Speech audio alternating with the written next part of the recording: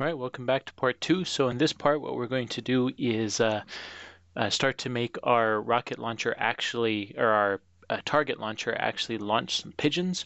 We'll just start having it launch an individual pigeon, and then we'll introduce the idea of an array.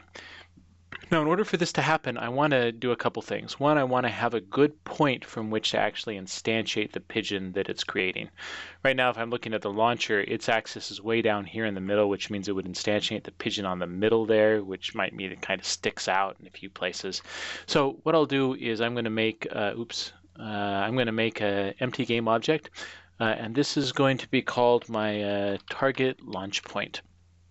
Now the target launch point, I'm going to go ahead and make sure it's a child of the launcher and make sure that its rotation is 0, 0, 0 in relationship so that it's aiming at the same direction that the launcher is aiming. I am going to move that launch point out to the front though, so that it might be in a little bit slightly different place there. But again, if I'm looking at pivot and local, I'm looking at the positive z, so the forward direction of that target launch point being in place. So what will happen is as I rotate the launcher, then it will rotate that as well. Now I need to make sure that my script over here knows of that launch point. So let's make a public game object, or instead of using the public game object, let's use a public transform that we're going to call target launch point. Now we could have done this as a game object, but if we do it as a transform to begin with, then it saves us a little bit of script down here. So here I'm going to change this to 1 second here, and I'm going to put another 1 second here, and then in between these is where I'm going to actually have it launch the target. Now we're going to be using kind of standard stuff that we should know pretty well. So let's make a public rigid body here that I'm going to call pigeon, so that we're set there. And then down here, let's create a local variable that is also a rigid body we're going to call cloned pigeon. All right, now cloned pigeon, we're going to immediately populate by instantiating pigeon, and we're going to do this at launch points position. Target launch points position. Okay. Now do you see how here we don't have to use target launch point dot transform dot position? The reason is because target launch point is a transform. So it saves us a little bit of typing there. So let's do target launch point dot rotation is the rotation that it's going to do, and then cloned pigeon, because it's a rigid body, we can just talk to its velocity, and we can start to give that velocity the direction it needs. So the velocity, it needs to be a vector 3, so we'll just go, we'll use the target launch points. That's already a transform, so we can use its transform direction. Transform direction. Target launch point transform direction, and we'll use its vector 3 dot forward. And for right now, let's just give it a value of 10. Okay, we'll probably change that a little bit in the future. So what this will do is it will create a variable called cloned pigeon. Into that, it will instantiate whatever we put into pigeon, and then give that new cloned pigeon a velocity in the forward direction of the target launch point. Okay, so let's save that, come back into Unity, see if we have any syntax errors. All right, that looks pretty good. Okay, so let's create, let's do a few things. Let's tie a few things up on our script holder. It needs to know where the target launch point is, so I'll tie that into there.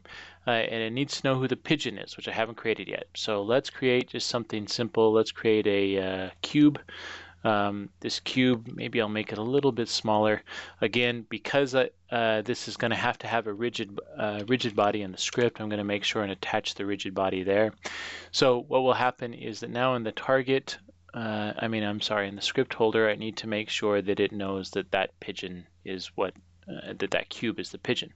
Okay, so if I click on play, then what will happen here is this should rotate and then fire a cube. Okay.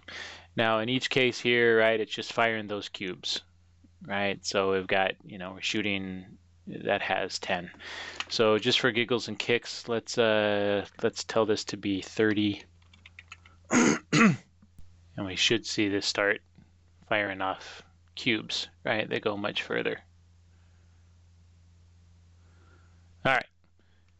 So this can actually be anything. So let's say that I reduce that back down to 10. Of course, our pigeons will want them to fly on and on and on. So for instance, let's say that I don't use this cube just for fun here. Let's come into maybe the standard assets. See, what have we got in here that we could do for fun? Let's look at the utilities. Oh, there's a car. Here, we'll try this car here. So in the script editor, I'm going to go ahead and put the car as the pigeon. So what will happen now is that our launcher will be launching cars out as the pigeon. So anything that has a rigid body can be the pigeon. So this is shooting cars.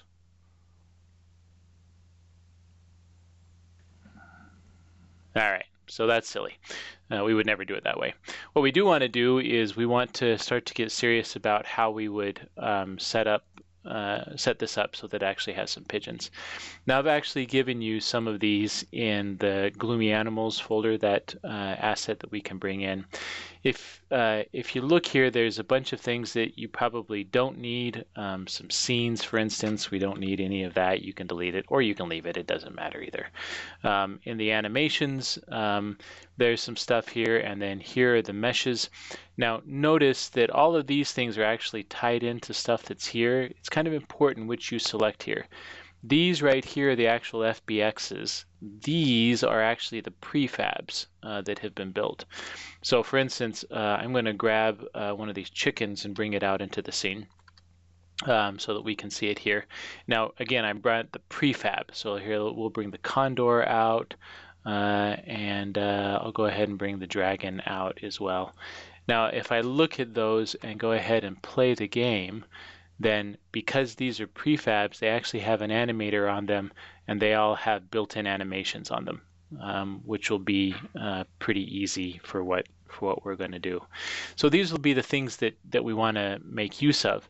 We want to use the prefabs. Now, in order for those to work, though, they need to have a collider so that we can hit them, and they need to have a rigid body. So I'm going to start by just double-clicking on the prefab for the chicken. This is going to allow me to do some stuff. You can see that there's the geometry that we've got set up here, and here's all the joints that are used to animate that. But the chicken itself, we need to make sure and give it the stuff that we need. So I'm going to add, just for simplicity's sake, I'm going to add a box collider. Now this box collider, there's a couple different ways that you can adjust it. One of the easiest ways is to make sure you click on this Edit Collider button, and then you can kind of quickly rough out what you want the collider to be. Now a really, really tight collider is going to be harder to hit, but more realistic. If you miss those handles, you kind of go back into the tool. I'm going to look at this from several different views. I'll go ahead and make it so that you can hit the wings. So it's a little bit bigger than the character, but that's okay for what we've got set up here. So I've got that collider kind of set around there. Now I also need to make sure that this has a rigid body on it.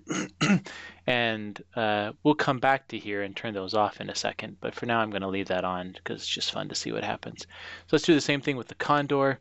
I'm going to add a box collider to the condor. I'm going to make sure and look at this from the sides and isometric views and go ahead and change its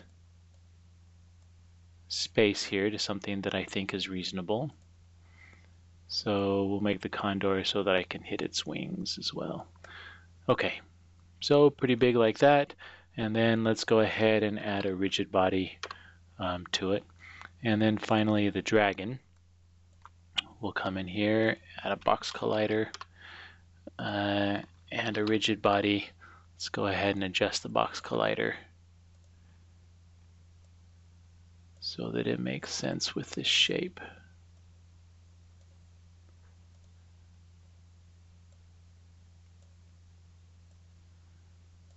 Okay, So those are probably reasonable. All right. So if we come back into the scenes folder, let's go back to where our target launcher is.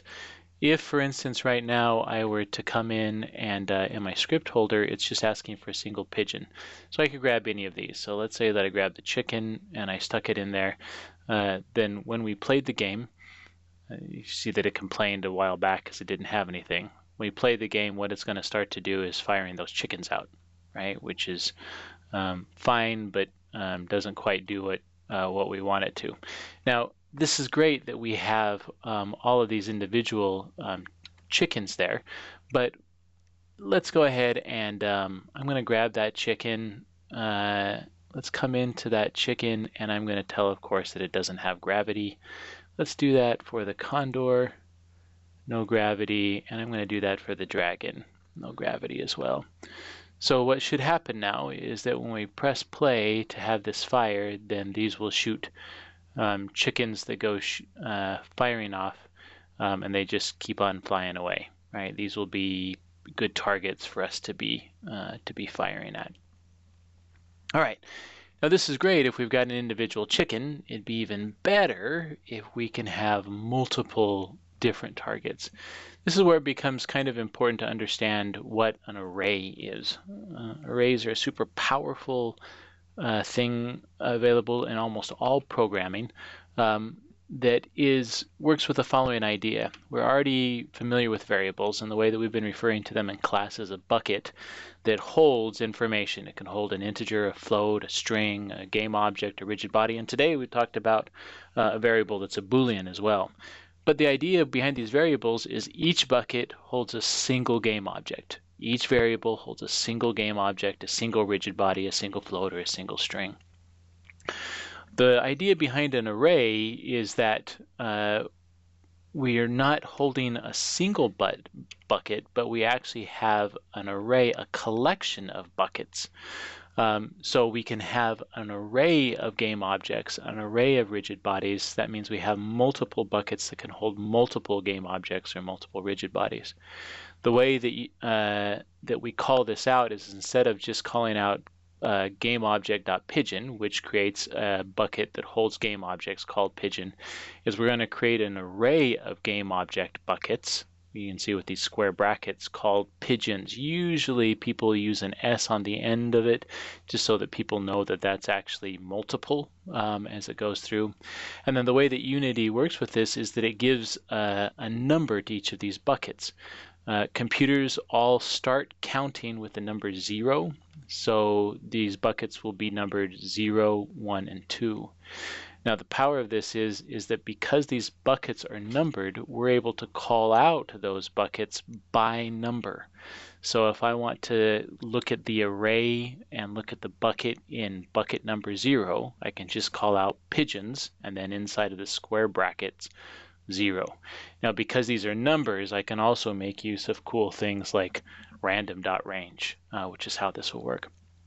Okay, so let's come back into our script here, and maybe we can start to work with this a little bit differently.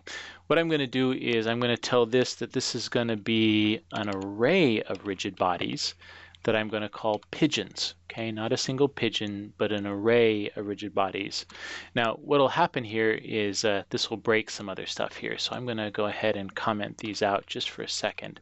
I'm going to have to come back to those, but I want you to see what happens once I change this up here. So once I change that up here, once this finishes compiling, if I look at my script holder,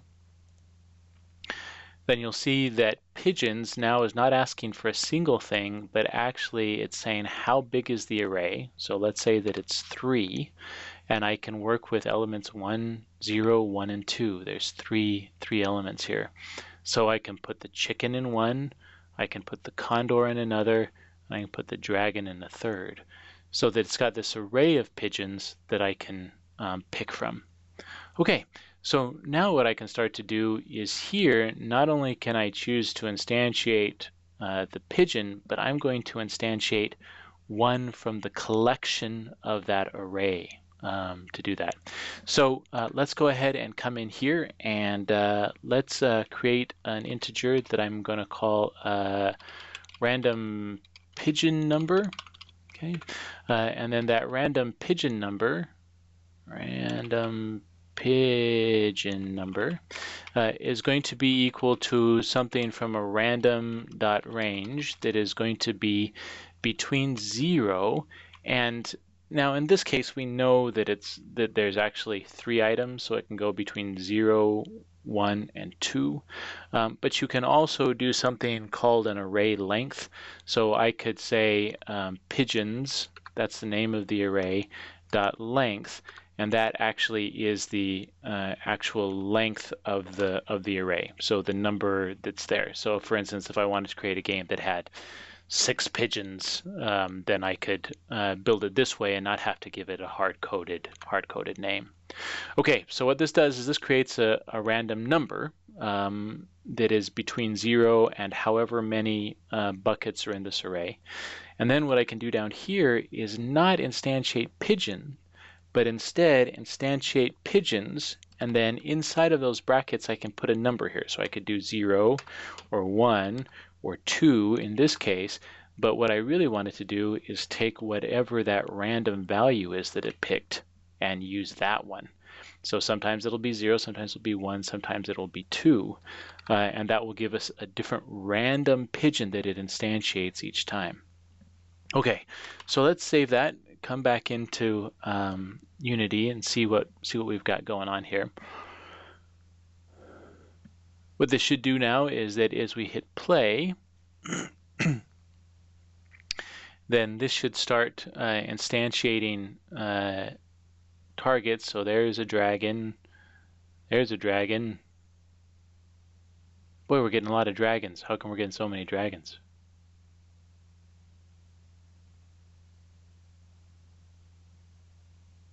Oh, there we got something else. Boy, sure got a lot of dragons there. Oh, there we go. So we got all 3. Okay, so you can see how it's randomly picking each of these as it starts to fire those off. All right, so here will be our targets that we'll be ready to work with. Okay, let's do one more thing in here, and then we'll end this tutorial. We want to make sure that each of these has their own health, and we want to make sure that each of these has their own speed. So I'm going to create a new C# script that I'm going to call pigeon script. And this script will store both its health and its value. And we could probably even store its speed as a separate number as well. So this is going to be a collection of variables. Let's create an integer called health that we'll be talking to. Let's call an integer called point value. And let's go ahead and call one, a public integer that we're going to call speed. Okay, now these are just going to be values that I'm just going to hold here. I'm not even going to do anything with them quite yet. Later on, these will hold, this will actually have my do damage, but for now I just want to have this so that it stores all these numbers. So when I come back into Unity, when I've got this new script, then I can make sure and come into each of these prefabs. So chicken, condor, and dragon, each of these prefabs, and I'm going to add the component that I just made called pigeon script. Now I can make the pigeon, let's say that the pigeon that I'm not going to worry about its health, but let's say that the pigeon's speed is 10. I'm going to tell the condor speed that it's, I don't know, 25. We might change these later. And the dragon, so its speed is 50. Now what happens is that each of these now know what their speed should be. And so what I can do here is in my target launcher script, now when I'm giving it velocity, instead of giving it just a value of 10, I can ask whatever pigeon I've instantiated, I can ask it, hey, what's your speed? And then go ahead and fire that off. So what I'll do is I'll look at cloned pigeon. I'll say, hey, cloned pigeon, I want to get a component, I want to get a component on you. Oh, let's see, rigid body, that's a rigid body. So clone pigeon, I want to go to the game object, and there I want to get a component, and the component I want to get is called pigeon script. That's the one we just wrote. And on pigeon script, why don't you tell me what your speed is? Okay, so each time it instantiates that pigeon, then before it gives it velocity, it's going to ask it what its speed is and use that.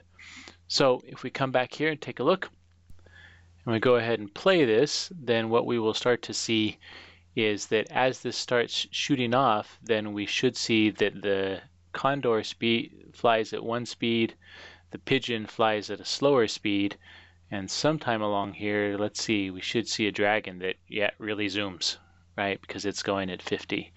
So we might find that these speeds are different. Part of your balancing will be trying to figure out what those speeds ought to be as you're looking at them, but each of these now fly out with a different speed. Okay, give that a try and then come back and we'll work on the next section.